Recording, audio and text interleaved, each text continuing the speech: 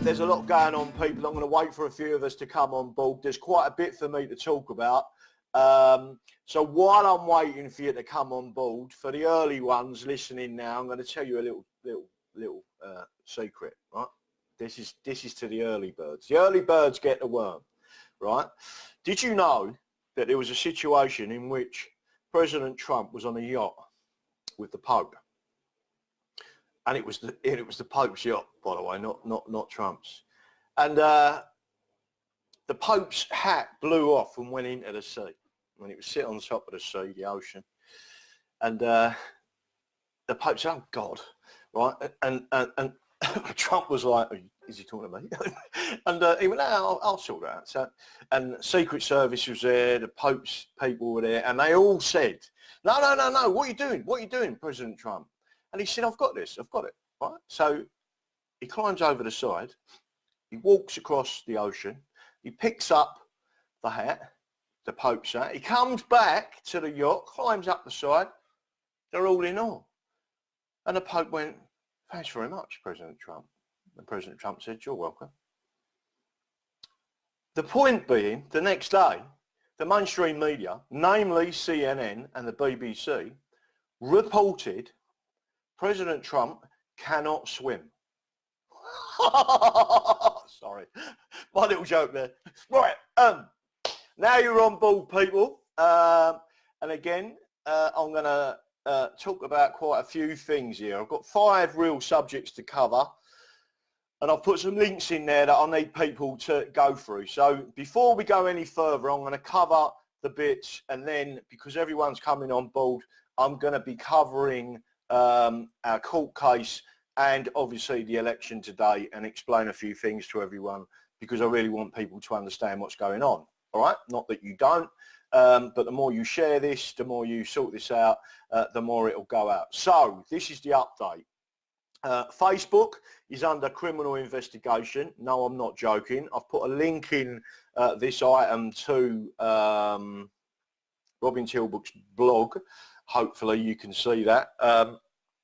If not, search for English Democrats, search for Robin Tilbrook blog, and you will find what's going on. Now, what people don't realise is under the Representations of the People's Act, it is a criminal offence to interfere with a political campaign or the candidate, right?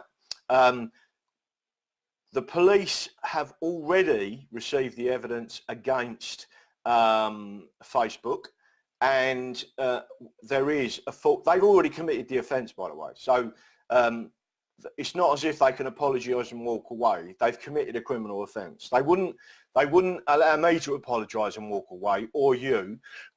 And the situation is that they are under criminal investigation. That is not unique to this country, but it is something that when you try and attack someone who is a solicitor, a lawyer of held in high regard, I may say, by the high courts. He doesn't bring Mickey Mouse cases. He's a professional, ex-military, knows what he's doing, and is not very happy with what Facebook have done, obviously, right? So they are under criminal investigation. The next thing to say to you is this: do you want to be part of a class action against Facebook, Twitter, and other social media companies? Again, Robin, I spoke to at length last night and said that it is within his remit to, one, take on a class action, or if you go to his website and say, in English Democrats website, the blog website, and say that you want to be part of that, what will happen is he can also create a separate, in other words, separate to a class action, where individuals, if you're claiming under £10,000 damages, it will go to your local county court. You can put things in the High Court or the local courts. If you want to do that, if you've ever been banned, if you ever had your post blocked, and various things relating to what's going on to do with your views, it is actually a breach of contract on their part under English law. right? And there are maxims in our law that various torts can be brought against Facebook. Now, what they're doing is they're playing with fire, basically, and they're going to get it. Every single one of them cases, everyone who signs up for a class action with Robin against Facebook is in effect firing an arrow into the heart of the enemy, right? And bearing in mind, I've always said to you, Facebook is the enemy. So that's the first bit I want to cover. I am extremely pleased with that. What I'm not pleased about, and again, Robin Tilbrook went on a missing list for a few days. He wasn't on the radar. One of the reasons for that is because he's been receiving personal threats, and the police are involved with that. I just want people to know, and especially any trolls out there, this ain't a game. Yeah. When you make threats of violence to someone, if you incite violence against someone, especially someone like Robin, yeah, you can guarantee you're going to be arrested. And I'll tell you for why. Because if the police don't act in regards to Robin as a leader of a political party and on a personal footing as a lawyer, a good one, you can 100% know that the police will get sued for a failure of duty of care and possibly malfeasance if they don't act and don't make arrests. These people have, as far as I'm aware, made serious threats against Robin Tilbrook because of this case, right? And I'm warning people out there, he's not the only one that's lining up a few people for court cases. There's two elements to that. One is there is a criminal offence, again under the Representation of People's Act, which if you attack a candidate or the party in that way, yeah, it's a criminal offence. And the second is that to issue threats of violence, to threats to kill, are all serious criminal conduct. They are not minor, right?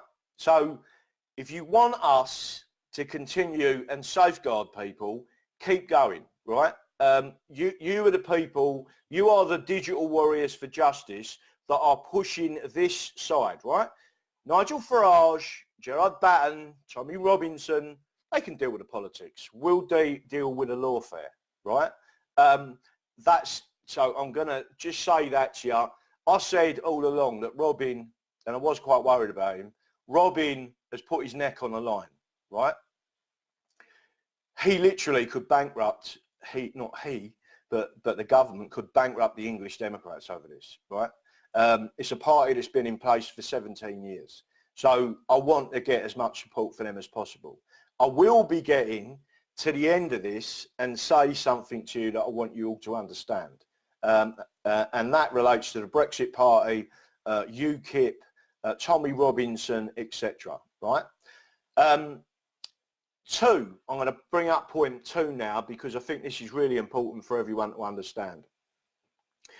Andrea Leadsom admits point 1 and 3 of her resignation letter why the court case will win. Well, so point 1 is she admits that we have a major loss of sovereignty. We already know that because there was skullduggery before in reference to the Conservative Party. Edward Heath, a compromised Prime Minister, in effect a traitor and a paedophile, basically traded in our sovereignty for a £300,000 yacht and a number of small boys. That's, if you want to know the truth, flat out, that is the truth, right? That's the first thing. The third part of her resignation letter, which is really crucially important, is that she states that the government basically didn't scrutinise enough the legislation that they were passing in reference to Brexit laws, right? What that means is she's admitting, in effect, that the cabinet tried to push through a law, it is highly likely that they did not consult or seek the opinions of the Attorney General before they done certain things and announced certain things. In other words, what they did was unlawful. She has confirmed that in that resignation letter, right? That's one reason why our case is so winnable, not to mention everything else that's piling up in the background. Don't worry, people, I'm getting to the case. Point 3, Senator Devon Nunes and why his letter to President Donald J. Trump is so important. Let me tell you something. The reason why it's so important is because it actually goes through very direct questions from their Congress and from their committee that is being used and has been submitted for the record. That is a Congress inquiry. That is a lawful and legal process in verifying information directly from Theresa May. It wouldn't surprise me if a number of people in the UK at very senior levels, were already indicted, and the sealed indictments are sealed. So that will be released very shortly. The second thing is that we know that President Trump, starting from tomorrow, is going to start issuing declassification of everything, and that includes showing and indicating how deeply involved the UK government and in particular how espionage assets were involved directly, going all the way to the top in the UK, as it did to Obama. I just want people to be aware how big this is. This is not minor, people. You must remember that Nunes come to this country and asked for a meeting with the Foreign and Commonwealth Office. He also asked for a meeting with the Home Secretary. He asked for a meeting with GCHQ, with MI6, MI5 and SIS. He asked for meetings with the 7th floor, it is described in the US, which is basically the unelected bureaucracy and civil servants, to discuss exactly what they knew, how they dealt with it, and why they didn't alert the President of the United States that he was being spied on. It's big, people. It's more than potential to bring down this government on its own without the Brexit issues and the destruction of our industries, etc. So first of all, I need you to be aware of that. There is a letter on my timeline from Senator Nunes to President Trump, and President Trump must ask those questions of Theresa May. This is an extreme embarrassment, not only to the Queen of England, because she would be given those questions, by the way, as part of any other business, 11 or 12 o'clock every day. This is another thing people don't realise. The Queen receives a red box, a leather box. You remember the box that they hold up outside? Very similar to that. And it's stuff from the cabinet that any other business is passed to the Queen for her perusal. So if you think this is minor, think again, right? Because nobody gets a pass on this. Nobody, and I do mean nobody, can say I didn't know, right? And people are not aware of the things that we know in the background are going into place. So that's the next thing. I don't know whether to leave our court case till last. I probably will, and I'll reverse the order of it. So next I'll speak about the Brexit party explained, right? First of all, there is a strategy being deployed by these people. I've had a number of people say to me, you know, I don't get who are you voting for, blah, blah, blah, blah, blah, right? My answer is my allegiance is not to a party. A political party as such is just a tool. A movement is what gives that tool the power to break through. and I want people to understand this. I absolutely support the English Democrats.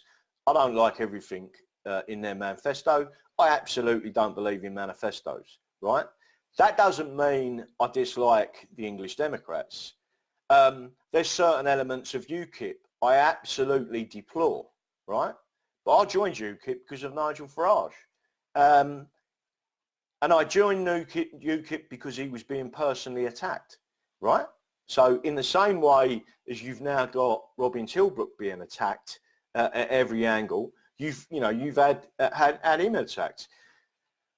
The point being, Nigel Farage has promised, and if this lines up with Donald Trump, because he's never betrayed a promise to the people, has promised proportional representation.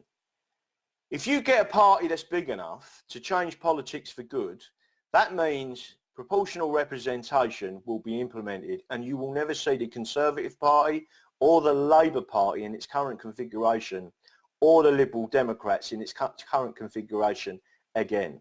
You will then encourage the 40% of people that don't vote anymore because they've given up, they've been demoralised, re-voting and re-energised.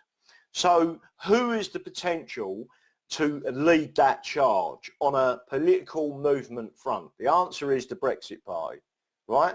You've seen pictures today of an elderly gentleman, an ex-paratrooper, decorated, retired, that these thugs and Marxist communist people have thrown a milkshake over him. How disgusting. Do you understand what's going on here? Of course you do. And that's why we need to share this video and get the message out there. Of course, I do not 100% agree with Nigel Farage and Tim Rice and the rest of them, right? Of course I don't. I don't 100% agree with everything the English Democrats do, or UKIP. But there's three parties there that I, in general, support. The one that's got the momentum and is leading the charge is the Brexit Party. That means after they take power, and they will in a general election, and I'm going to give you the reason why they're going to do it in a general election. Because when this all comes out with D-Class, etc., there's going to be a general election. And the people of this country are going to be so disgusted at what these unelected people, civil servants, have done, what the European Union have also allowed to be done, and what the government of this country has done, right? And they're going to vote for the Brexit Party because they want this rotten to the core political system removed. They want the political elites removed. And we, the people, a bit of a high-pitched one there, are going to take back control. That's what we're here for. That's what we're all here for. Now, I want you to be aware, I'm now going to go on to the next element. And by the way, Digital Warriors for Justice, Lawfare is winning. We are the Digital Warriors for Justice, and we are going to take back control of this country. Now, I want you to share this everywhere. And the reason for that, and do everything you can to push this out. This isn't about me. It's about you. I'm simply your voice. All I do is research and find out exactly what's going on. Some of the things I've been told and have to keep in confidence, I would be skipping around this room and you'd be going, what's going on? And I'd say, I can't tell you, right? Not because I don't want to tell you, because of the strategies and the tactics. Some things you keep the enemy blind on. That's all I can say to you. Right, let's move to the next element, because this is the announcement you've all been waiting for.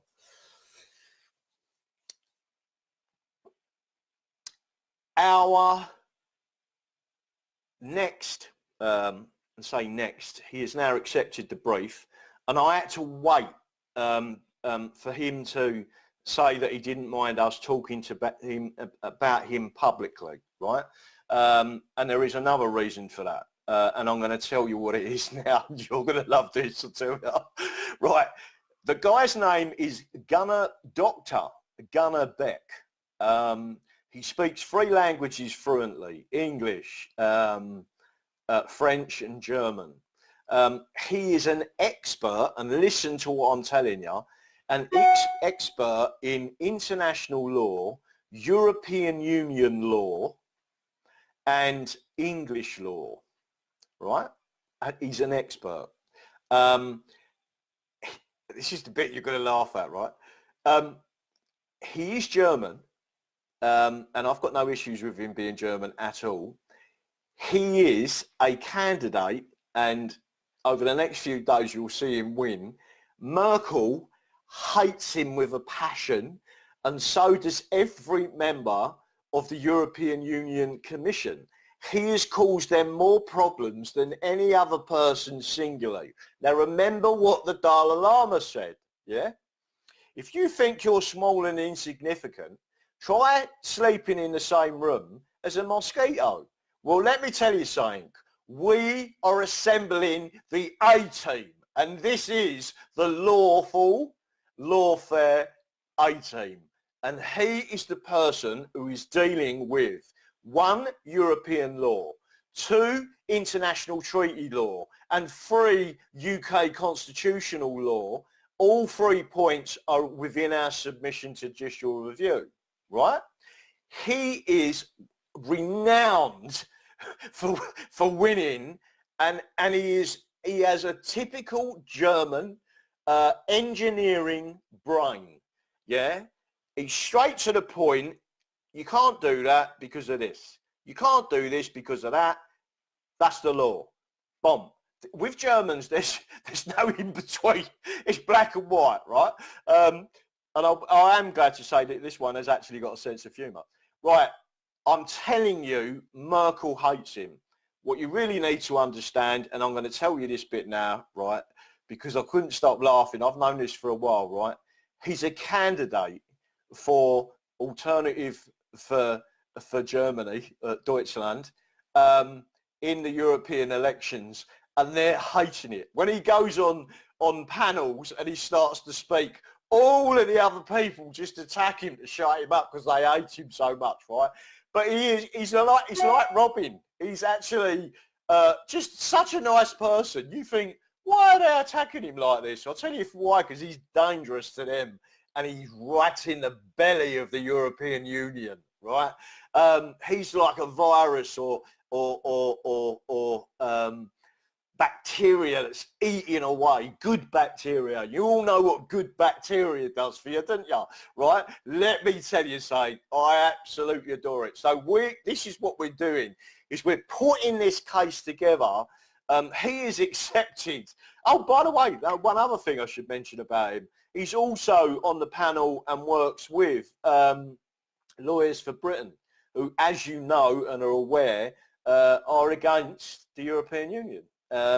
So if you think we haven't got a winning team, think again. And let me tell you something, these people are passionate about the law. They're passionate about our freedom.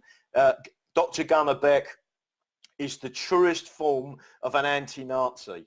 He understands and agrees that the Nazis in Germany caused all them problems and all them deaths because 10% of the population took the control. And he understands, yeah, that all that was needed to succeed, for them to succeed, was good men stood by and did nothing. He's not standing by and doing nothing. He's standing in a European election against Merkel. He's standing in the European election against the European Commission, and he's standing for us in the High Court, the Royal Courts of Justice in London, to defend us. There. That is one of your people's barristers, a great man, and I am absolutely elated that he accepted the brief. So we have a number of individuals at our disposal. One, Robin Tilbrook, who is leading and strategizing and devising the tactics to win this case in the High Court. The next is Francis Hoare. Again, I've explained his past and what he is. He actually got commended by a judge for handling a case for 6 weeks on his own, called 100 witnesses on his own, won the case. What was the case? Electoral fraud. He was the person that made the election of the Tower of Hamlet's Muslim mayor void because of criminal allegations against him, and he succeeded. And again, he was commended by the judge. We have a formidable team. You are the people that have made that happen. Now, the Brexit Party, the UKIP Party, the English Democrats Party, I don't want to be involved with the politics, but I will vote. And every single vote against these people, against the establishment, is an arrow in the heart of the enemy. And you are the people that are drawing those arrows and firing off. Now, I'm telling you, yeah, you are the people winning this. You are the people that are winning this. Not Nigel Farage. The people that win this are the people that vote. The people that win this for our grandchildren, our great-grandchildren, are the people that vote today. And let me tell you something. Our ancestors died for our constitution, our liberties, our sovereignty. They fought on them beaches. They fought on them oceans. And let me tell you something now, people. You are the ones fighting now for justice. We will be 2 regiments, lawfare and politics, with 1 people. But you must keep the pressure up. Share, share, share. And now I say to all of us, I bid you farewell. I am now going to be researching, trying to get myself a job. Don't forget, people out there, I lost my job because of these heinous people. They think they can attack us. Let me tell you something. I will never, ever surrender. Thank you. And don't forget what I believe in. The Constitution is the solution.